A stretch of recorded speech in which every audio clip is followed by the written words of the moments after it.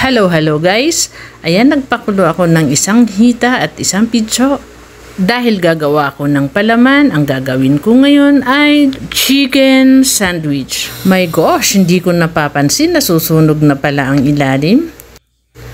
Tara maghimay tayo, himay-himayin na natin, liit-liitin lahat hanggang sa maubos.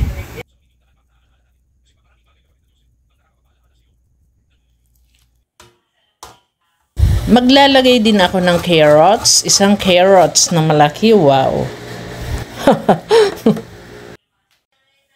At ayan, nahimay ko na nga lahat ng manok.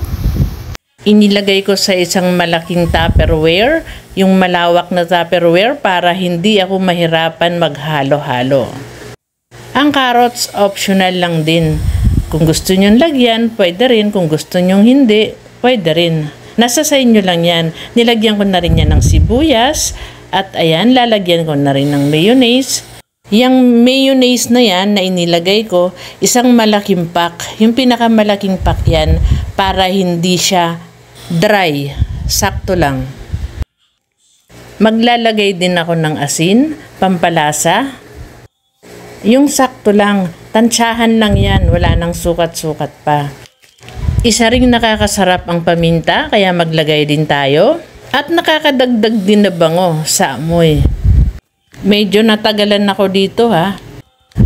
Ang tigas-tigas kasing iikot. Ang tigas-tigas igiling ng paminta. Ayan na nga, nahalo-halo ko na lahat. Natimplahan ko na. Nailagay ko na lahat ng sangkap. At tinikman ko na rin. Ang sarap! Sakto lang yung timpla ko, sakto lang yung lasa, hindi siya maalat.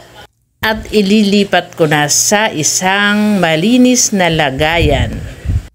Para kukuha-kuha na lang kami pag may tinapay, ipapalaman. May nakahanda ng palaman. Ang dami niyan ha. Pero syempre, mauubos pa rin yan. Ako pa, pagkain lang ang wala. Ayan na guys, natapos ko na ang aking ginagawang chicken sandwich.